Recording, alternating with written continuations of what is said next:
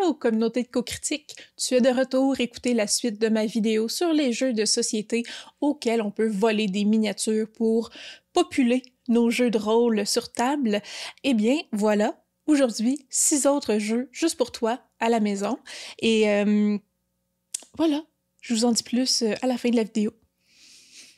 Un petit trio ici, un classique du genre, donc Zombicide Black Plague, sorti en 2015 sur Zombicide Green Horde, sorti en 2018, et Zombicide White Death, qui va sortir en 2024. Je pense que c'est mai 2024 que c'est prévu.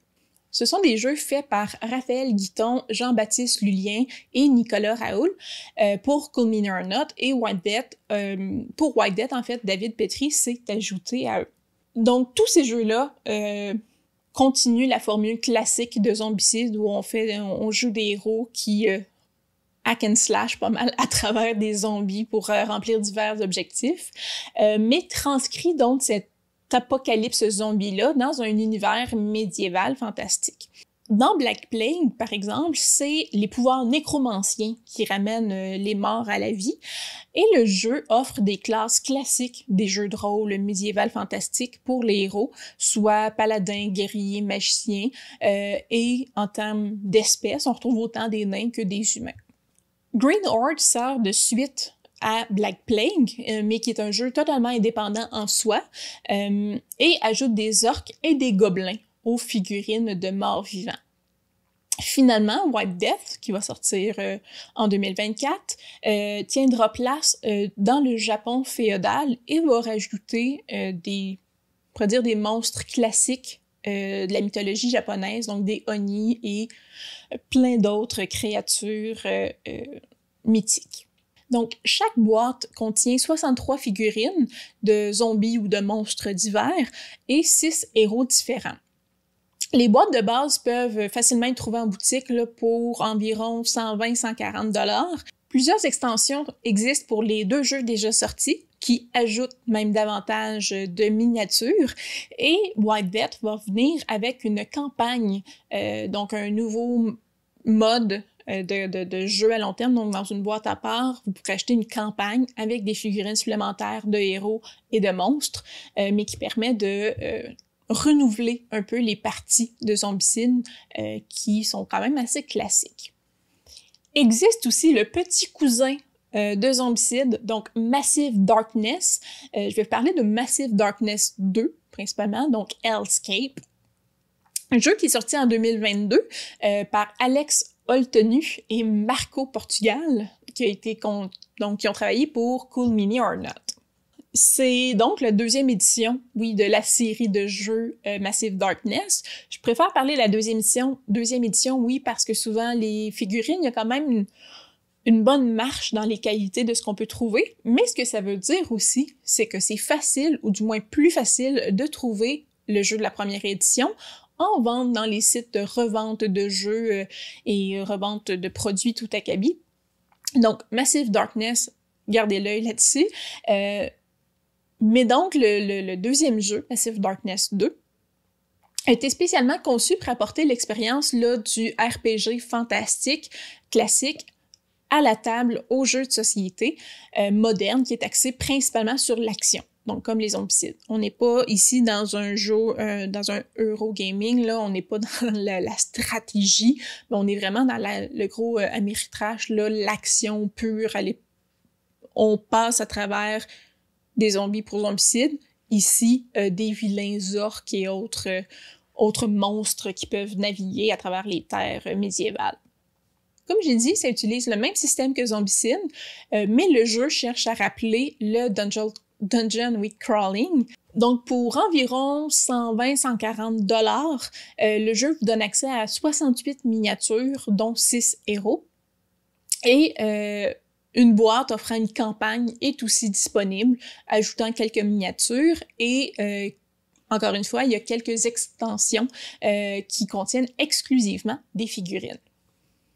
Pour vous donner une idée, les figurines de la première édition, si vous trouvez une boîte usagée sur Internet, ou en boutique, vous fournira 6 héros. On parle de mages, roublards, rôdeurs, paladins, barbares et guerriers, et 63 figurines de garde. Donc, on parle de nains, de gobelins, d'orques, et 6 monstres. On s'éloigne maintenant un peu du médiéval fantastique européen pour se diriger vers le pays du soleil levant, donc Rising Sun, sorti en 2018, jeu conçu par Eric M. Lang pour Cool Mini or Not. Mais donc, un jeu qui a pour prémisse, ou du moins comme ambiance, la mythologie japonaise. Pour avoir longtemps cherché des figurines inspirées du Japon féodal, je tiens à présenter ce jeu-là, même si parfois il y a un peu moins de figurines ou une moins grande variété, parce que, ça en est des figurines du Japon féodal et c'est rare. Donc, on parle d'un jeu de stratégie multifacette où les joueurs compétitionnent pour avoir le clan le plus puissant, honorifique ou ayant la faveur des dieux. Donc, le jeu est conçu pour être joué par 3 à 5 joueurs et les joueurs donc cumulent des points au fil de 4 saisons dans lesquelles les joueurs forment des alliances qui peuvent être brisées, on s'entend, et bâtissent leur empire, tuent leurs rivaux, le classique. Chaque clan a des pouvoirs spécifiques et donc des stratégies différentes. Donc, plus vous jouez de parties, si vous alternez ou vous changez de clan chaque fois, vous allez avoir des styles de jeu vraiment différents qui s'offrent à vous. Le jeu de base possède 5 clans qui ont chacun 6 figurines de Bushi, 3 Shinto et 1 Daimo, et 8 monstres sont aussi inclus dans le jeu de base, donc la boîte de jeu de base, qui revient à environ 100$. Des expansions sont disponibles, ajoutant 2 clans ou parfois plusieurs monstres aussi. On revient vers l'Europe, mais on se dirige plus vers le nord pour voir les Vikings et les mythes nordiques. Donc, je vous parle de Trollbang Legends, sorti en 2022. Et là, il y a beaucoup de monde, donc conçu par Jordi Adam, Fel Barros, Guilherme Goulard et Eric M. Lang, basé, et là, je tiens à le mentionner, sur l'art de Paul Bonner, qui est responsable du artwork en grande partie dans le livre de jeu de rôle de Trollbang, et jeu qui a été fait pour Riot Minds et Cool Mini or Not. Donc, ce jeu de société-là, c'est une adaptation, oui, directe du jeu de rôle Trollbang Chronicles. Et bon, vous comprendrez pourquoi je dois vous parler de ce jeu-là, comme je casse les oreilles à qui veut bien l'entendre, en disant que Trollbang Chronicles est mon jeu de rôle préféré. Donc, prenant place dans les mythes et légendes et les sagas celtes et nordiques, le jeu place les joueurs dans le rôle d'héros légendaires dans un monde dynamique qui est en constant changement. Donc, c'est un jeu narratif, encore là, qui est un bon tremplin entre des joueurs de société classiques vers le jeu de rôle, je trouve. Donc, un jeu narratif sous forme de campagne où les décisions que vous prenez ont un impact à très long terme.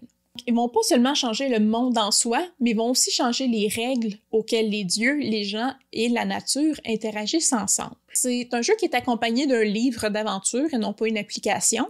Et selon les choix qu'on fait, on va aller suivre et lire le numéro approprié dans le livre d'aventure et apporter des modifications au plateau de jeu en fonction des directives qui sont écrites. Toutefois, c'est à noter que, pour ceux qui connaissent les jeux Legacy, Trollbang Legends a été conçu pour pouvoir être rejoué. Donc, on apporte des modifications au plateau de jeu, mais le plateau a été conçu avec des petites pochettes ici et là pour pouvoir être remis à neuf après chaque campagne et pouvoir être rejoué et rejoué et rejoué. Donc, la boîte de base comporte 6 figurines de héros et 27 figurines d'ennemis et se trouve en boutique pour environ 120$. Autre jeu nordique, Blood Rage, donc sorti en 2015 et conçu par Eric M. Lang pour Cool Mini or Not. Donc, dans ce jeu, chaque joueur contrôle des guerriers, un leader et un navire viking. Et la prémisse est que Ragnarok est arrivé, c'est la fin du monde, et c'est la dernière chance pour vos vikings de démontrer leur valeur et de mourir avec honneur pour rejoindre Valhalla aux côtés de Odin. Plusieurs stratégies sont possibles pour démontrer votre valeur, soit en envahissant et en pillant des villages, en écrasant vos ennemis ou en remplissant des missions.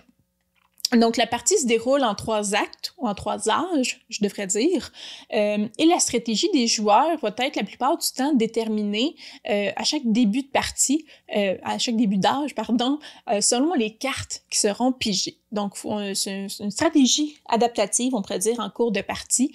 C'est dur de prévoir vraiment ce que nos adversaires vont faire pour cette raison-là.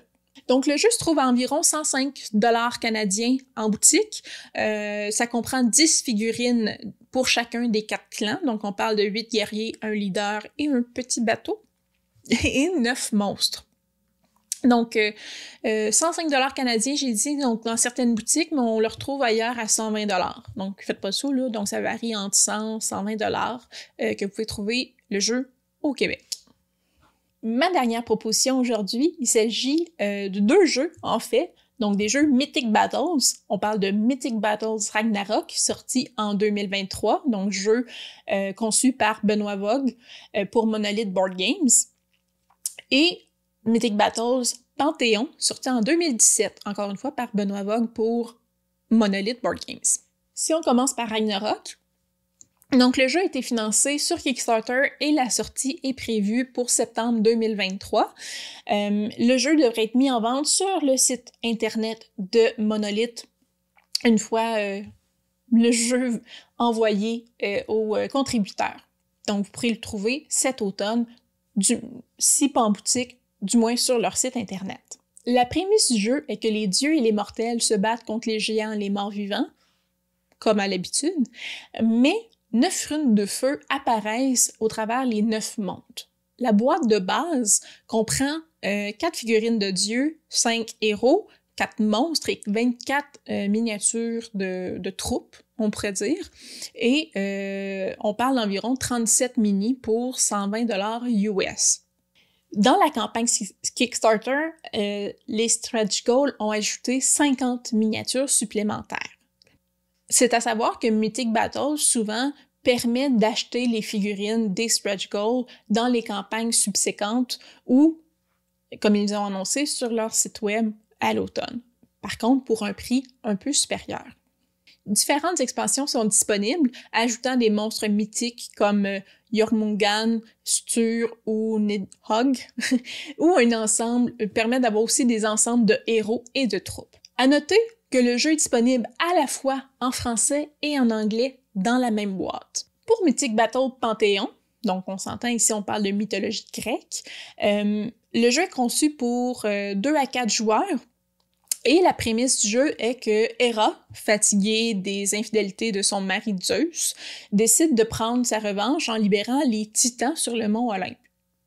Donc, les pouvoirs utilisés par les dieux durant le combat contre les titans sont tellement forts qu'ils vont enflammer et fracasser la terre. Et dans la déflagration qui s'ensuit, les dieux les plus faibles meurent, disparaissent, et ces derniers laissent des petits fragments de pouvoir qui constituent leur être. Les dieux les plus forts sont capables de résister à l'anéantissement, mais leurs pouvoirs prodigieux n'ont pas réussi à les sauver totalement. Donc, ils sont de beaucoup affaiblis. Les survivants sont donc tombés de la montagne brisée et des fragments de leur divinité et les traces des disparus là, ont été propagées aux 4 coins du monde. Les divinités restantes, rendues faibles, doivent retrouver les parcelles de pouvoir afin de rebâtir le Panthéon à leur image, donc c'est une compétition entre les joueurs, tout en combattant les âmes perdues et les monstres qui fuient les enfers, dont Hadès a perdu le pouvoir parce qu'il a perdu beaucoup de force. Donc, pour 135 $ US, vous avez 37 mini dans la boîte de base, plus 87 autres dans la boîte comprenant les stretch goals. Ça fait le tour des jeux médiéval, fantastique, mythologique, qui font un bon éventail des jeux de rôle aussi les plus fréquents. Est-ce qu'il y a des jeux dans ce style-là que je n'ai pas nommés, que vous utilisez ou auxquels vous pensez? Moi-même, j'en ai en tête présentement que je n'ai pas dit. Donc, dites-moi là, partagez la bonne nouvelle en commentaire. Si ça peut être utile pour d'autres personnes, tant mieux. Si encore une fois, vous avez des questions sur les jeux dont j'ai parlé aujourd'hui, n'hésitez pas, posez-les, ça me fait toujours plaisir de vous répondre. Si vous avez quelques piécettes dans vos poches, vous pouvez aller sur Patreon voir la vidéo de la semaine prochaine qui nous permettra de peindre des monstres très rapidement avec un slap shop intermédiaire, donc un peu plus avancé que la dernière vidéo que j'ai sortie. Sinon, on se voit la semaine prochaine et d'ici là, ayez du plaisir, jouez et bye!